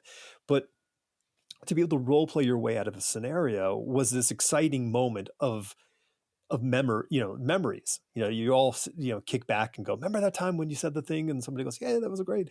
And I think that's what writing I recognized in writing was I could sit down and I'm telling a story, but I could be there in that moment with each one of these characters and have that same sort of constant ongoing action in my head. So maybe it's just getting rid of the artifice of, fantasy, and just placing it into a Yeah. different environment, and then use the same sort of skill sets.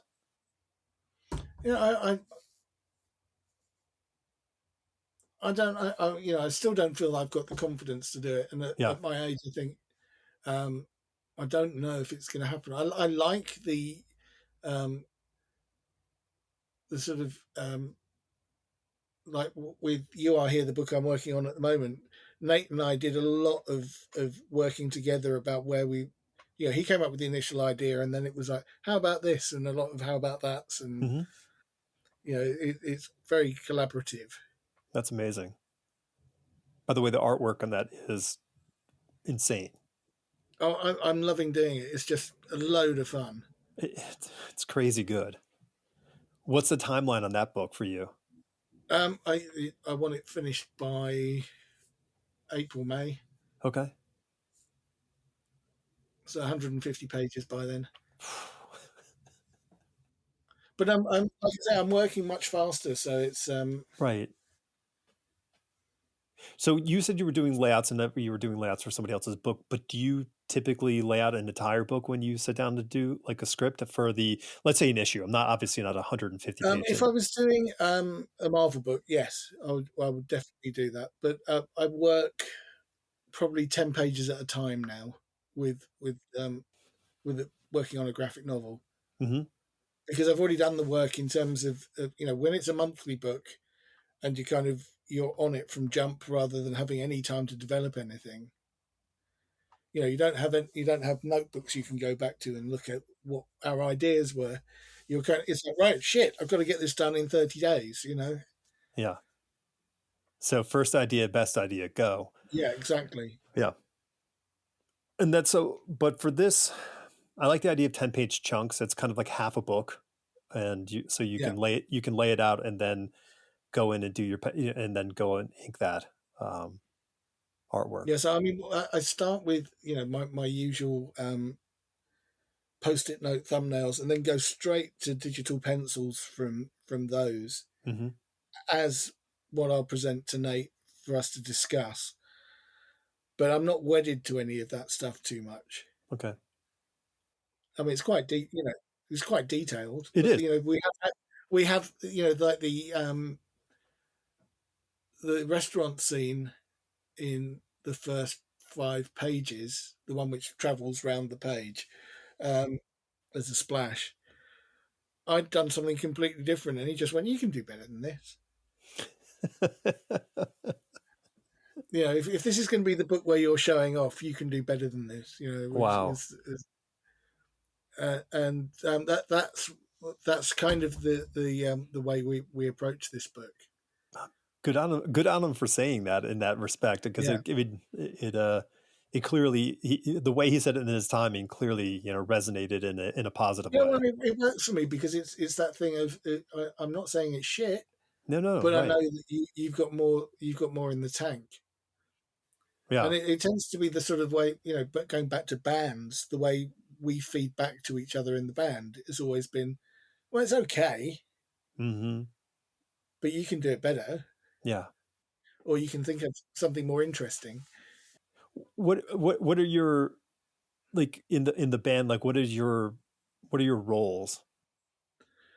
Right. So myself and the guitarist are initial music composition. So one of us will come up with an idea, then we'll push it backwards and forwards. I mean, back when we would be in a rehearsal room Mm-hmm. with sitting there with a drummer and a singer that you got to entertain, it works slightly differently. But now it's a question of sending files and just not being hurt when somebody goes, "No, that's crap." That idea is terrible. Oh yeah. Um, Are you guys doing a lot of work separately and then coming together? yes, Oh, yeah, yeah, okay. yeah. All right. So like I said, there's normally one person has the initial composition, which they've done a short demo of, or there's some riffs, or here's a verse piece, here's a chorus piece, and the other guy goes, "Oh, I know what I can do with that." Mm-hmm. So we'll be developing demos as we go, which is the writing process, and we then give that to the singer, who will either take what we've got and work a top line for it, or he'll do the Morrissey thing of saying, "Well, I think the verse is a chorus," Right. and that then we call it quite modularly, I suppose. It's Mm-hmm. the whole thing can be played around with. Well, aside from politics, I say always listen to what a Morrissey has to say, but that's just me. Yeah. No, but I always love that idea that Johnny Marr would probably would present him with a demo, Yeah. and he'd sit there at home with two tape machines until he got the song that he wanted out of that, and then would sing over the top, and it'd be like Johnny Marr would get the tape back off him, because they basically were doing file sharing In cassette form. back in the day with yeah, in cassette form, and he'd be like, "Well, this isn't the song I wrote, but it's cool." Right. Yeah, so once you it's that thing of you have to learn to trust the people you're working with and learn to share, which is very difficult when it's your baby, Mm-hmm. and learn to say, well, okay, I'm probably wrong, rather than I know I'm right. Right. Well, there. So I'm like proselytizing the new Rick Rubin, or is it new? The only Rick Rubin book, um, The Creative Act. I don't know if you've heard about it or read it, and I haven't read it, no. but he has this sort of thinking that if you are standing there and everybody else in the band or the room is saying we don't like this, chances are you're wrong. Like it's Yeah, just the kind of that's just how it goes. And his philosophy is that we don't we don't finish something until we all love it. So whatever it is, and I think that's a very high mark to achieve.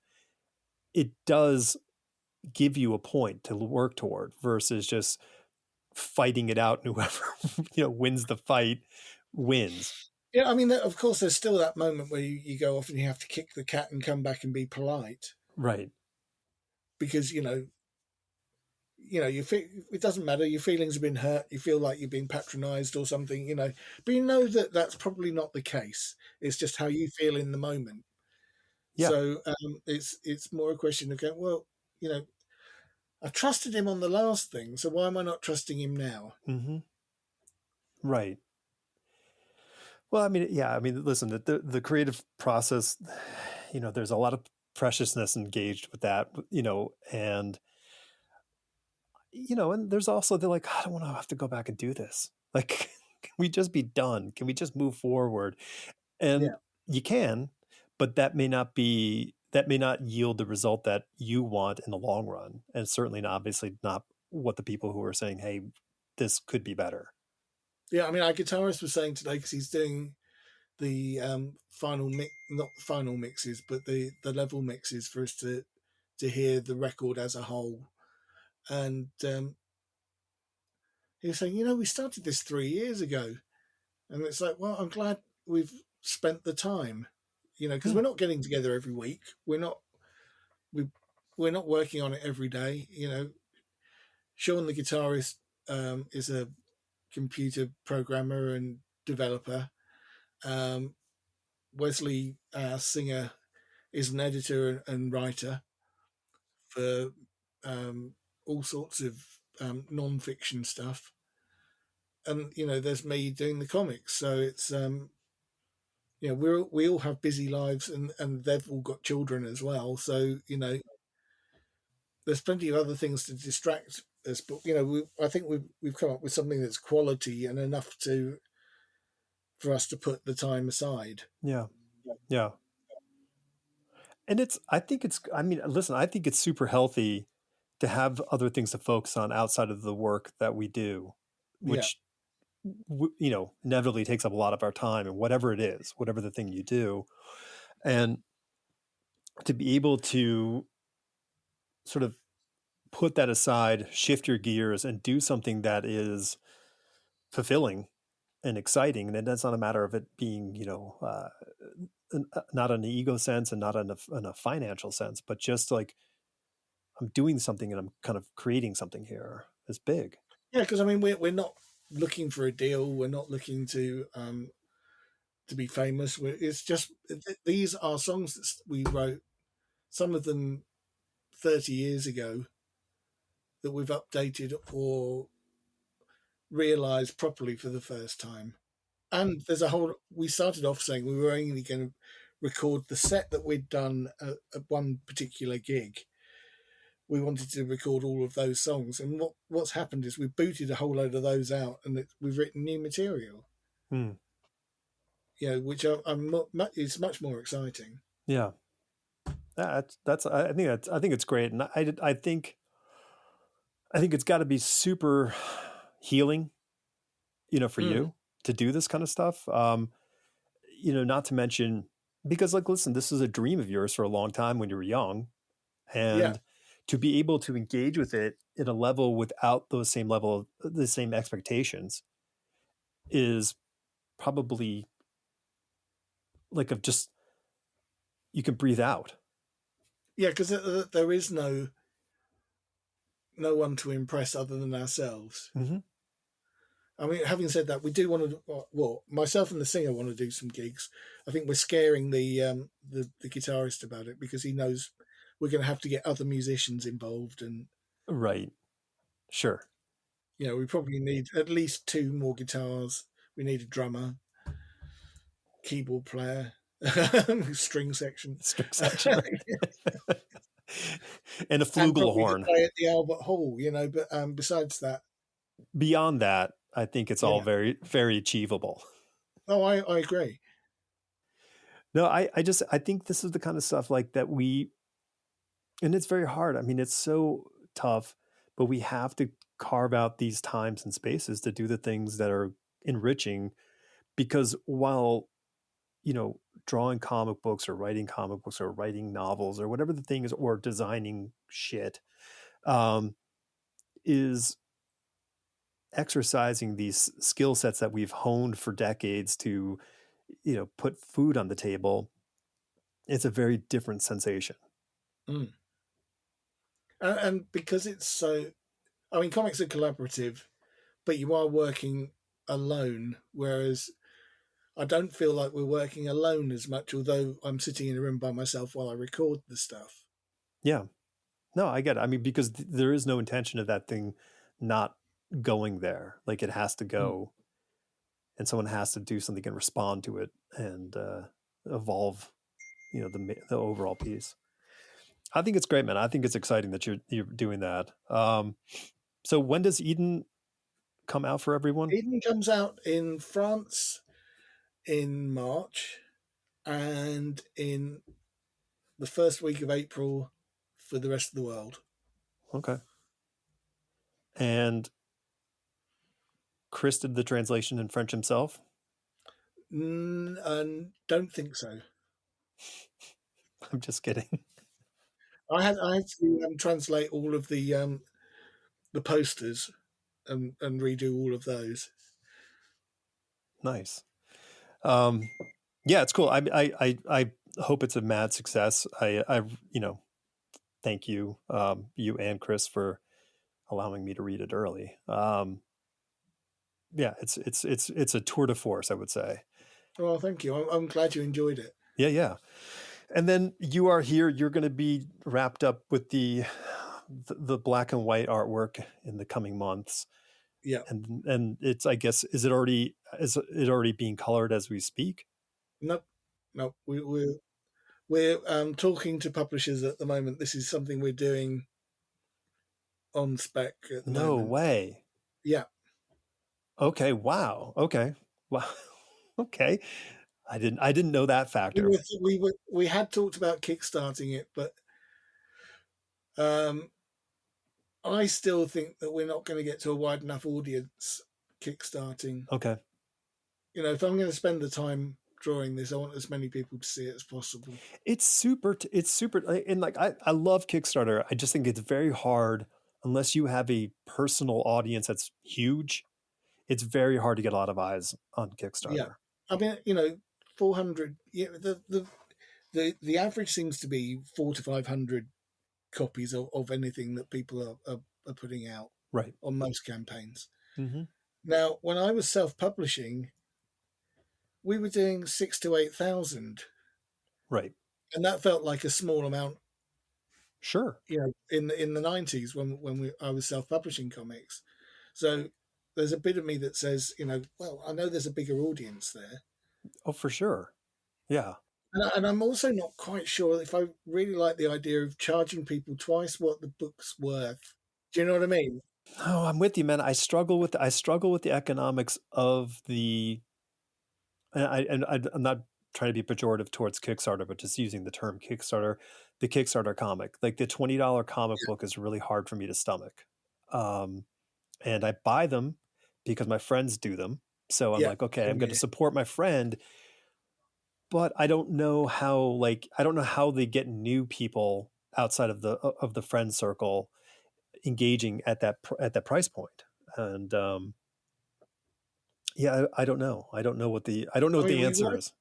we were talking about perhaps um, kickstarting the equivalent of an artist edition of it, Hmm. which works better in my head. Yeah, but You know, so is that if you see what I mean. is that a beginning or an ending kind of thing? Like, But it could be either. right? Yeah, yeah. I guess so. Yeah. Well, wow, that's a huge it's a huge thing to undertake. You know, like the time. I just know the time, and Yeah. but I have no doubt that you guys will be able to sell it. It's just a matter I of mean, finding. we do have people looking at it at the moment, Sure. so it's with. I've not been completely. Well, hey, let's just do. Hey, guess what I just did?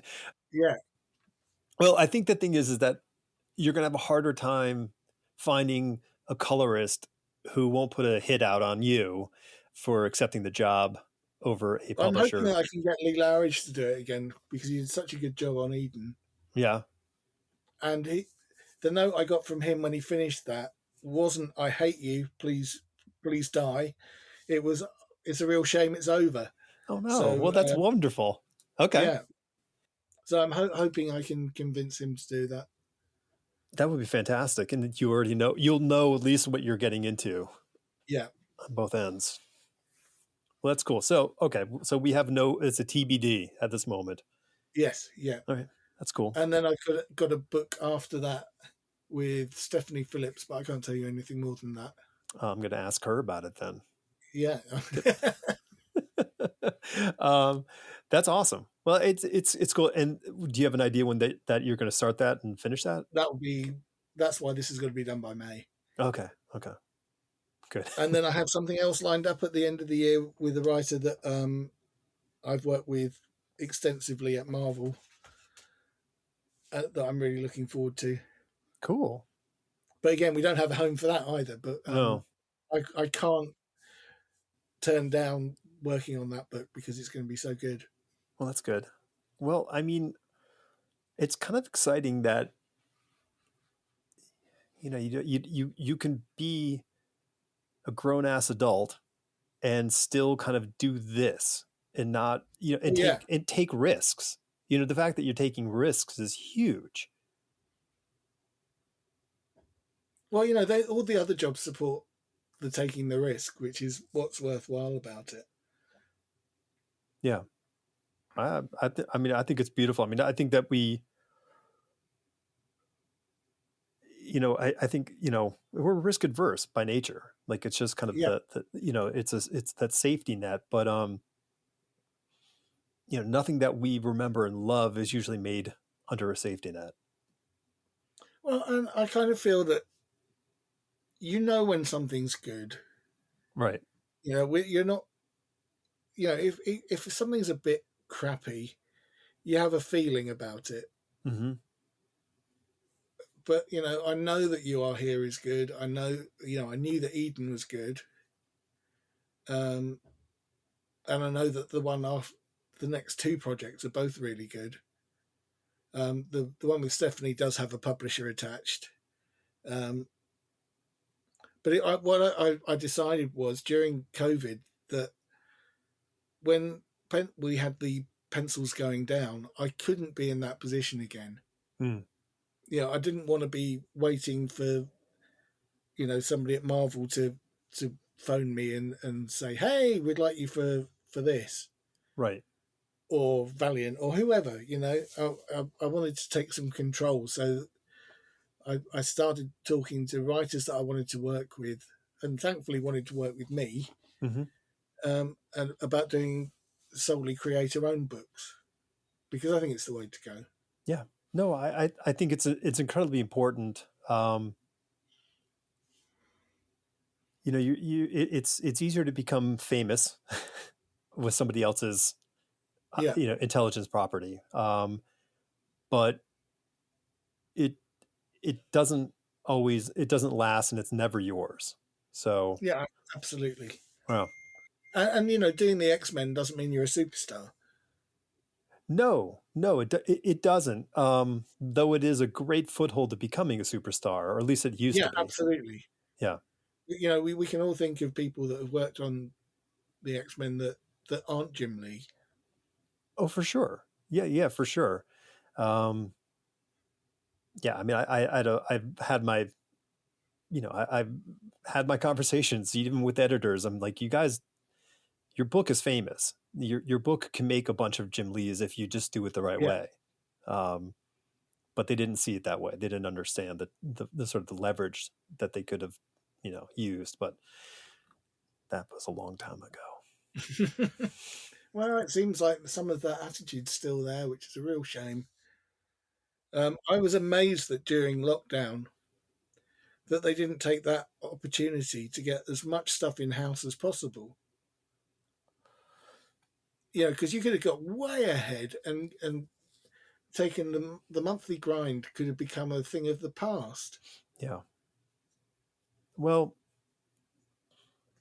I can't believe that I mean, I know that Marvel are working on small margins, but I can't believe their margins are so small yeah. that Well, they couldn't invest in the line for a year. yeah. They don't, that's, I mean, that's a really interesting thing. I think two things, and this is me hypothesizing because I'm not in those offices anymore. But one, I would think that they are incredibly tied to an annual storyline that Yeah, is determined by a group. So it might be tougher to kind of make these sort of independent calls to say, hey, let's crank out a bunch of stuff because they may be running past whatever the brain trust is agreed to. Um, and the other things, institutional structures are very loath to change and yeah. innovate, and that's a tough thing. I mean, just struck me. I guess this is that thing of being always being a self starter. That you take those advantages and run with them rather than sit on your hands when you're being offered the chance to reset, Mm-hmm. and create a new paradigm. That's the time you do it. I agree, and it is. I mean, I know plenty of people who took advantage of that time to build up something new in their life, whatever it was. Many people made babies. Um, Yeah, but there's this thing where you go, okay, I can't foresee not having anything to do for the next 6 to 12 months ever. So I better do something in this time frame that's I'm going to be able to walk out of this thing in a better position than I am now, yeah. and in as many facets as possible. Yeah, but I mean, not everybody who works in a corporation sees their job as a business owner, and Yeah. you know I think it Well, was a and they're time. probably not even encouraged to think like that either. Yeah, I mean, I don't know what, I mean, listen, I don't know if that's the case. I mean, I always looked at my budget, and my companies as my business, so I needed to, take care of that budget, be responsible with it. But it doesn't, you know, I just didn't spend enough of it. I should have spent more money. Um, but it's tough. I mean, I think these companies, and plus we don't know. I mean, at that time, it was a very giant question mark that was loaded over everyone's head. We don't Yeah, know what well, the and the pencils down thing wasn't just COVID; it was um, Diamond as well. Sure, right. Like you can make all the comic books you want, but if you can't get them out there, then how is it going to go? Like it's a tough. Yeah, It because I was mean, we didn't know if there was still going to be a Diamond at one point right. at the beginning of COVID. So Mhm. No, it was very tough. You had people wanting to make the things, and you had people wanting to sell the things, to the readers, yeah, and then the middle became kind of muddied. Yeah. Ugh. Let's hope this never happens again, yeah, or at least in absolutely. our lifetime. Yeah, Another 100 years. Good luck to the next 5 generations ahead. Um, cool. Are you going to do any conventions this year? definitely New York. I'm doing London MCM. I'll do Thought Bubble. Um, what else was I thinking of doing?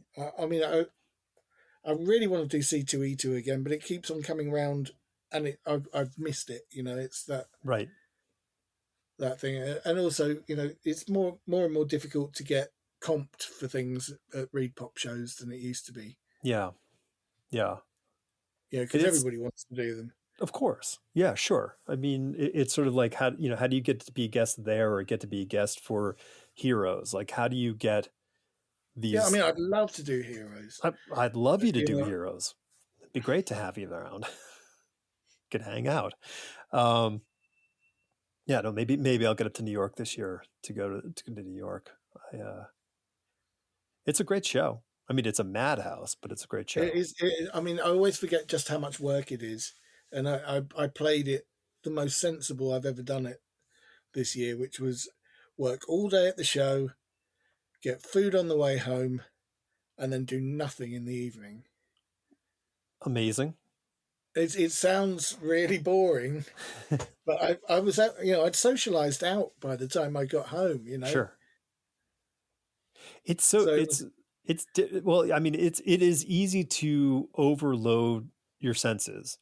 You know, if you're 100% at the table and then you're 100% going out and then you're like, hey, let's go meet up with people, then you're tacking on like a third day into one day, and yeah, it's a lot. It's it is no small task, and it's not because I mean easy. the show's on till at least 7 every day, Right, and there are people still in the hall, so you're a fool to yourself if you cut out at 5. right, right. No, it's super tough, and it's a very and listen, I say it all the time, and broken record aspect, but it's not the same thing now that it was back in the No, 90s. Conventions, you weren't bogged down with this giant list of artwork to do.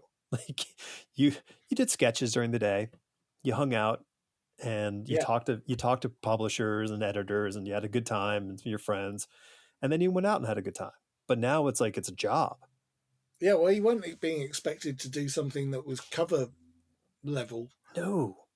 No. which is the expectation now. Well, Nobody's coming in asking for a sketch; they're asking for a commission. It's different. it's a very different thing.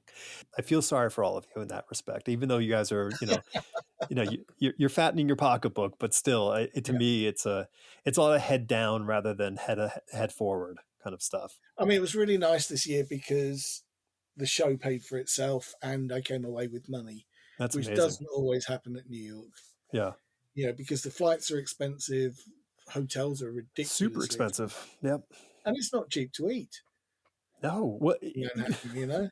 even on location, it's so expensive in that space, and Yeah, yeah, I mean, yeah. Listen, I lived right up the road, so it was a real cheap deal for me. It was a 7 block walk, and I could eat in my neighborhood, so it was okay. But not anymore. It's super expensive. Cool, man. Well, hopefully we'll cross paths up in New York this year. excellent. Yeah. Alrighty. You cool? Yeah, absolutely. All right. Mark, thank you. Oh, it's been a pleasure. It's always great talking to you. And good luck with all the books. Thank you.